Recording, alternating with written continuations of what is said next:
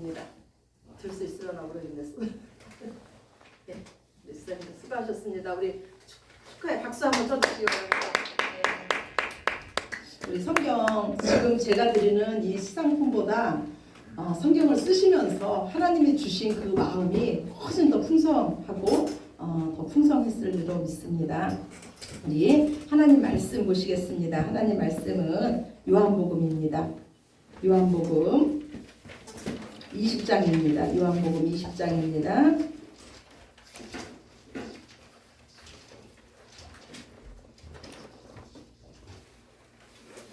요한복음 20장 19절에서 23절 말씀입니다.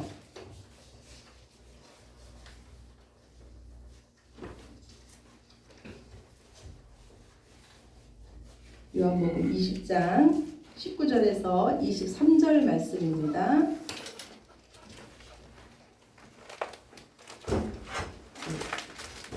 요한복음 20장 19절에서 23절 말씀 우리 다 찾으셨으면 한 목소리로 함께 합독하시겠습니다.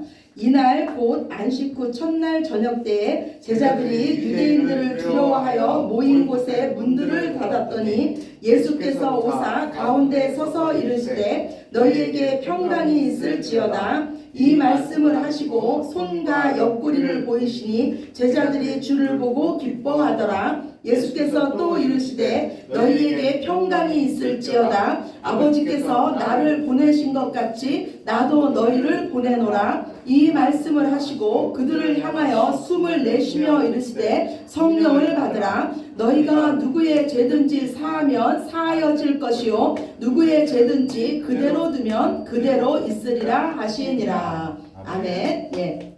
우리 예수님 부활하셨습니다. 예수님의 이 무덤은 빈 무덤이었으며 부활하신 예수님을 마리아가 만났습니다. 그러나 오늘 본문 말씀에 보니까요, 제자들은 여전히 두려움 가운데 있었습니다. 이 제자들은요, 그 빈 무덤을 자신의 눈으로 확인했습니다. 그리고 부활하신 예수님을 만난 그 마리아의 증언도 이들이 들었습니다. 그러나 이들은 그 부활하신 예수님을 믿지 못했습니다. 우리 주변에는요, 부활의 증인들이 많이 있습니다. 부활에 대한 말씀도 우리는 많이 들었습니다. 그러나 그 부활하신 예수님께서 죽은 자인 내 안에서 지금 살아나지 않으면 우리는 부활의 주인공이 될 수 없습니다. 부활은 우리에게 실제가 돼야 됩니다. 우리가 예수님의 생명으로 태어나지 않으면, 즉 예수님과 함께 다시 부활하지 않으면 우리는 하나님 나라를 볼 수가 없습니다. 부활은 예수님의 이야기이며 또 나의 이야기가 됩니다. 부활은 오늘 내가 예수님의 생명으로 사는 것이 바로 부활인 줄로 믿습니다. 우리는 우리 자신만의 생각이 있습니다. 우리 자신만의 가치관이 있습니다. 자신이 가지고 있는 확신이 있으며 자신만의 믿음이 있습니다. 우리는 이것을 굳게 붙잡고 있으면 안전할 거라고 생각합니다. 그것으로 두려움을 이길 수 있다고 우리는 생각합니다. 어떻게 보면은요, 우리는 내가 세워놓은 그 틀 안에 나를 집어넣어 놓고 이제 너는 그곳에서 안전하다, 그곳에서 안전하다 하면서 평안을 누리려고 하는지도 모릅니다. 그러나 예수님의 부활은요, 우리의 모든 예상을 깨트렸습니다. 우리가 가지고 있던 상식, 지식, 우리의 틀을 모두 다 깨트려 버렸습니다. 죽은 자가 다시 살아난다는 것은 인간으로서는 도저히 상상도 할 수 없는 일이었습니다. 예수님의 무덤을 찾아간 이 여인들은요, 당연히 죽은 예수님을 생각하면서 그 몸에 바를 한 규를 가지고 예수님의 무덤을 찾아갔습니다. 당연히 굳게 돌로 임봉돼 있을 그 무덤을 상상하며 예상하며 예수님의 무덤을 찾아갔습니다. 그러나 부활하신 예수님 앞에서 이 여인들이 가졌던 예상은 모두 다 깨졌습니다. 이 빈 무덤을 바라보니 마리아는요, 여전히 자신의 생각대로 사람들이 예수님의 시신을 도둑질해 갔다고 생각하면서 슬퍼합니다. 안식 후 첫날, 주일날, 부활 새벽에, 주일날 새벽에 예수님은 부활하셨습니다. 이 빈 무덤을 목격한 이 제자들은 그날 저녁까지도 여전히 두려움 가운데 있습니다. 예수님은 부활하셨지만 그것은 예수님의 부활이었고 이 제자들의 부활은 아니었기 때문입니다. 이 땅에서요, 두려움이 없는 인생은 없습니다. 근심 걱정이 없는 인생은 없습니다. 오늘 제자들의 두려움이 무엇입니까? 바로 죽음에 대한 두려움입니다. 우리도 오늘 이 제자들과 같은 두려움이 있습니다. 혹시 큰 병에 걸리면 어떡하나? 경제적으로 파산이 되면 어떡하나? 사랑하는 사람과의 관계가 끊어지면 어떡하나? 성공하지 못하면 어떡하나? 혹시라도 지금 내가 내린 이 결정이 잘못된 결정이면 어떡하나? 이런 두려움이 우리 모두에게 있습니다. 그래서 우리는 이 두려움을 기초로 해서 어떤 결정을 내리거나 인생의 계획을 잡기도 합니다. 오늘 이 제자들은요, 스승을 잃었습니다. 이제 이 공동체는 와해되게 생겼습니다. 아무 힘없이 죽으신 이 예수님, 죽은 자도 살렸던 예수님이셨는데, 불가능이 하나도 없으셨던 그 예수님이셨는데, 이 제자들의 상식으로는 도저히 예수님이 왜 그렇게 힘없이 죽으셨는지 이해가 되지 않았습니다. 예수님과 3년간 지냈던 그 시간은요, 마치 꿈속을 헤매다가 이제 현실로 돌아온 것과 같았습니다.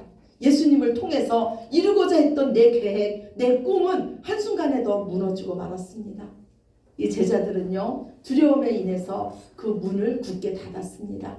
이들은 하나님에 대한 문도 닫았고 사람에 대한 문도 닫았습니다. 두려움은 우리를 폐쇄적으로 만듭니다. 두려움은요, 모든 관계를 남남으로 만들어버립니다. 우리는 두려움 때문에요, 언짢아하기도 하고 화를 내기도 합니다. 두려움 때문에 우울증에 빠지기도 하며 절망하기도 합니다. 어두운 기운에 빠져서 파멸과 죽음을 느끼기도 합니다. 두려움이라는 것은요, 우리를 강제로 잡아서 자기 집에 살게 하는 잔인한 폭군 같기도 합니다. 대부분의 사람들이요, 이 두려움의 집에 살고 있습니다. 또한 이 두려움은 또 다른 두려움을 낳게 됩니다. 그러나 우리가 기억해야 할 것은요, 우리의 두려움이 끝이 아니라는 것입니다. 성도의 최종 목적지는 언제나 예수님이신 줄로 믿으시기 바랍니다. 오늘 이 두려움에 빠져있는 제자들에게요, 예수님이 친히 찾아오셨습니다. 낙심과 두려움 때문에 아무것도 할 수 없던 이 제자들에게 예수님이 오셨습니다. 이것이 바로 구원입니다. 이것이 바로 하나님의 은혜입니다. 내가 주저앉아버린 그 자리에 예수님이 임하시면 그곳은 내가 예수님을 만난 자리가 되고 영광의 자리가 될 줄로 믿습니다. 베데스다에 38년 된 그 병자가 38년 동안 꼼짝도 못하고 그 자리에 앉아 있었지만, 그 자리에 예수님이 찾아오시자 그 자리가 예수님을 만난 자리가 되고 치유의 자리가 된 줄로 믿습니다. 내가 부인하는 그 자리, 내가 깨어지는 그 자리가 바로 예수님이 오시는 자리입니다. 내가 나를 부인하면 예수님께서 임하십니다. 예수님께서 일하십니다. 내가 쇠해질 때 예수님은 흥해지십니다. 내가 부인될 때 예수님의 생명이 나타나십니다. 그러나 그 예수님의 승리가 바로 저와 여러분의 승리인 줄로 믿으시기 바랍니다. 왜냐하면 예수님과 우리는 하나이기 때문입니다. 야곱이라는 창세기의 인물이 있었습니다. 이 야곱은요, 12형제가 있었지만 그 중에서도 요셉을 가장 사랑했습니다. 11번째 아들 요셉을 가장 사랑했습니다. 특별히 귀히 여기며 장자로 여겼습니다. 그런데 이 야곱의 계획과 야곱이 구하던 것이 산산조각이 나버렸습니다. 오늘날 요셉의 형들이 이 아버지 야곱에게 와서 말합니다. 아버지, 당신이 사랑하는 요셉이 죽었습니다. 여기 그 요셉의 피 묻은 옷을 보십시오. 짐승들이 요셉을 죽인 것 같습니다. 그 소식을 들었을 때 이 아버지 야곱의 마음은 어땠을까요? 야곱은 이제까지 계획하며 이제까지 하나님 앞에 구했던 모든 것이 다 깨어졌습니다. 그런데 어느 날 죽었다고 생각했던 이 요셉이 살아있다는 소식이 들리는 것입니다. 얼마나 그 아들이 보고 싶었겠습니까? 얼마나 한 걸음에 그 아들에게 달려나가고 싶었겠습니까? 그러나 야곱은요, 그의 계획과 그가 하나님께 구하던 모든 것이 다 깨어지는 순간 이제는 오직 하나님만을 구하는 자가 된 줄로 믿으시기 바랍니다. 야곱은요, 자기 아들, 자기가 그토록 사랑하는 그 아들 요셉이 애굽에 있다는 소식을 듣고도 그 애굽으로 달려가기 전에 하나님 앞에 무릎 꿇습니다. 하나님, 내가 애굽으로 가야 되겠습니까? 말아야 되겠습니까? 그리고 하나님의 허락하에 야곱은 그의 식솔들을 인도하고 애굽으로 들어갑니다. 그리고 이 야곱은요, 그 인생의 마지막에 그의 자손들에게 내 뜻대로 축복하는 것이 아니라 하나님의 뜻대로 축복하는 인생이 됩니다. 특히 그 요셉의 두 아들을 축복하는데 야곱은 손을 어긋놓습니다. 그랬더니 이 요셉이 하는 말이, 아버지, 손을 잘못 놨습니다. 그러자 이 야곱이 하는 말이요, 아들아, 나도 안다. 나도 안다는 것입니다. 장자에게 오른손을 얹어야 된다는 것을 나도 안다는 것입니다. 그러나 이제 야곱은요, 내가 아는 것으로 사는 인생이 아니라 하나님의 인도하심을 받는 인생이 된 것입니다. 무엇이 이 야곱을 이처럼 바꿔놓았습니까? 야곱의 인생에는요, 수많은 고난이 있었습니다. 수많은 깨어짐이 있었고 수많은 자기 부인의 그 시간이 있었습니다. 그것이 야곱을요, 나를 내 생명으로 사는 자가 아니라 하나님의 생명을 붙잡는 자로 바꿔놓으신 줄로 믿으시기 바랍니다.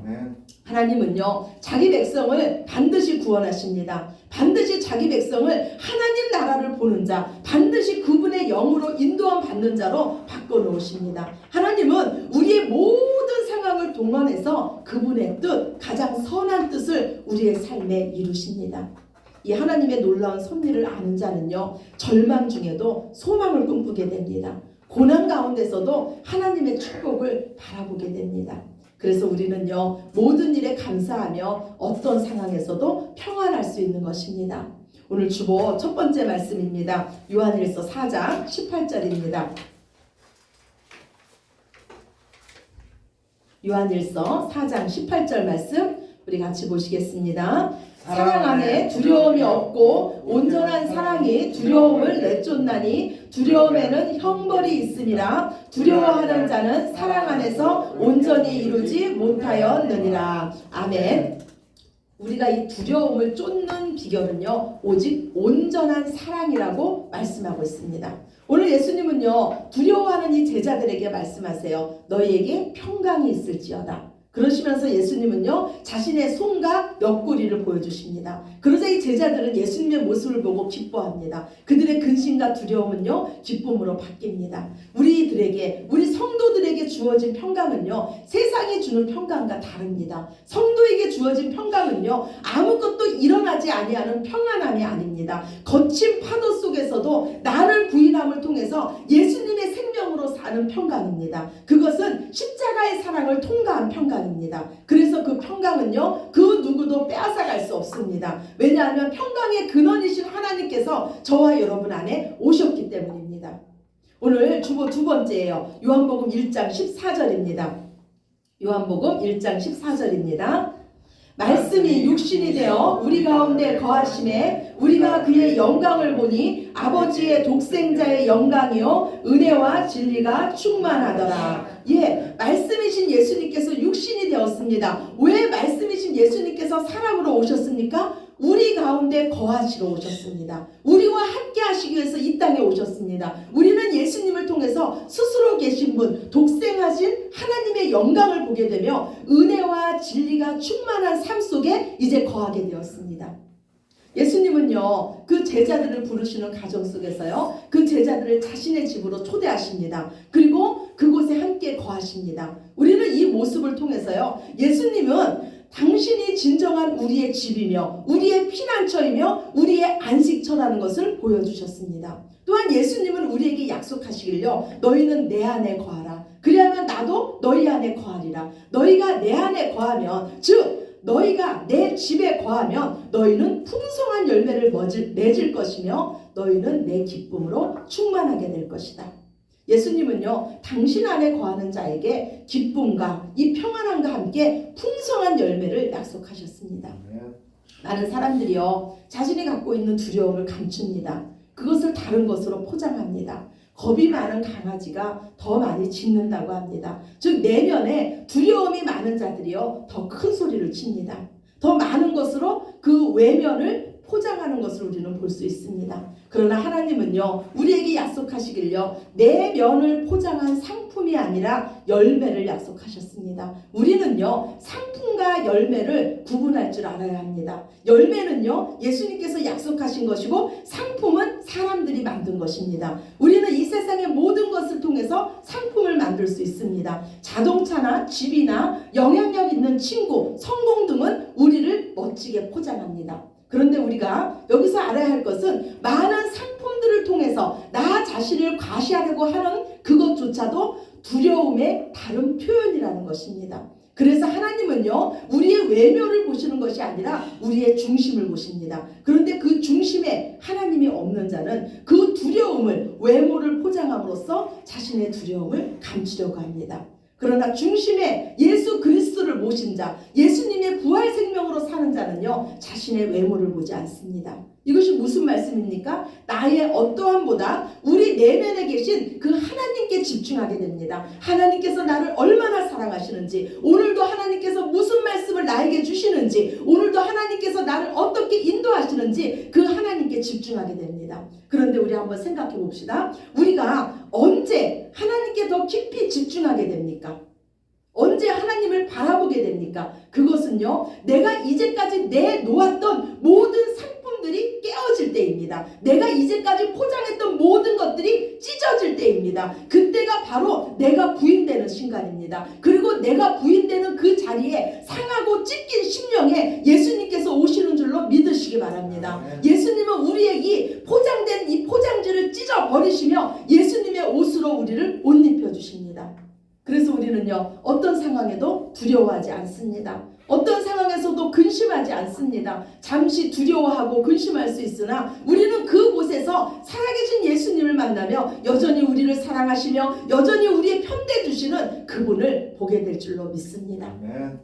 그래서 성도의 삶은요, 언제나 어디서나 함께 하시는 예수님의 열매, 예수님의 흔적으로 가득한 자입니다. 우리 인생의 두려움을 해결하실 분은요, 오직 예수님 뿐이십니다.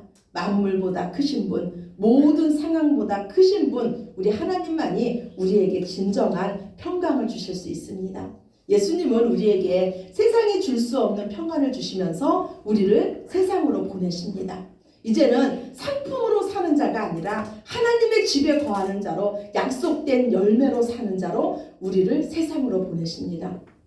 우리는 떡으로 사는 자가 아니라 하나님의 말씀으로 사는 자입니다. 그래서 우리는 하나님의 말씀을 가지고 세상으로 나아가는 자입니다. 그리고 그것을 사랑으로 가꾸며 섬기는 자들입니다.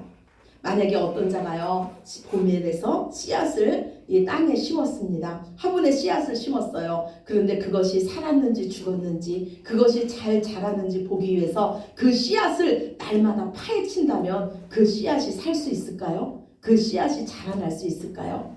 이와 마찬가지로요, 우리는요, 하나님께서 약속된 열매를 위해서 기다려야 됩니다. 우리는요, 상대방을 통제하는 것이 아니라 그 씨앗이 자라날 수 있도록 좋은 환경을 만들어주고 돌봐주는 것입니다. 좋은 환경은요, 내가 좋은 사람이 되면 됩니다. 내가 하나님 앞에 착하고 충성된 사람이 되면 됩니다. 이제 우리는 예수님의 생명으로 사는 자들입니다. 예수님의 평강, 예수님의 기쁨으로 사는 자들입니다. 또한 우리는 예수님의 평강, 예수님의 기쁨을 전하는 자들입니다. 오늘 본문 요한복음 20장 23절입니다. 오늘 요한복음 20장 23절 말씀 우리 같이 보시겠습니다. 너희가 누구의 죄든지 사하면 사하여질 것이요 누구의 죄든지 그대로 두면 그대로 있으리라 하시니라. 아멘. 너희가 누구의 죄든지 사하면 사하여질 것이요 누구의 죄든지 그대로 두면 그대로 있으리라. 무슨 말씀입니까? 하나님께서 우리에게 제사함의 권세를 주셨다는 말씀입니까? 제사함의 권세는 오직 하나님께만 있습니다. 오늘 말씀은요, 우리가 세상에 하나님의 말씀을 들고 나가서 그 말씀을 전할 때 그 말씀을 믿는 자는 죄를 사함을 받을 것이며 그 복음의 말씀을 믿지 않는 자는 그 죄가 여전히 있다는 말씀입니다. 오늘 주보 세 번째 말씀이에요. 누가복음 10장 5절 말씀입니다. 누가복음 10장 5절입니다. 너희는 어느 집에 들어가든지 먼저 말하되 이 집이 평안할지어다 하라. 아멘. 우리 예수님 말씀하세요. 너희는 어느 집에 들어가든지 먼저 이 집이 평안할지어다 하라. 예수님께서 말씀하신 평안은 십자가를 통과한 평안입니다. 그래서 우리는 어느 집에 들어가든지 먼저 복음을 전하면 그 집이 제사함의 은총으로 인해서 예수님이 주시는 세상이 뺏지 못하는 평안을 누리게 될 줄로 믿습니다. 날마다 자기를 부인하시기 바랍니다. 그곳에 부활하신 예수님께서 임하실 것입니다. 아멘. 그리고 그곳에 기쁨과 평안이 우리의 모든 일에 충만할 줄로 믿습니다. 아멘. 우리가 걷는 걸음에 하나님의 평안이 넘치시기를 평안의 주인 되신 예수 그리스도의 이름으로 축원합니다. 아멘. 아멘. 우리 기도드리겠습니다. 사랑의 하나님 감사합니다.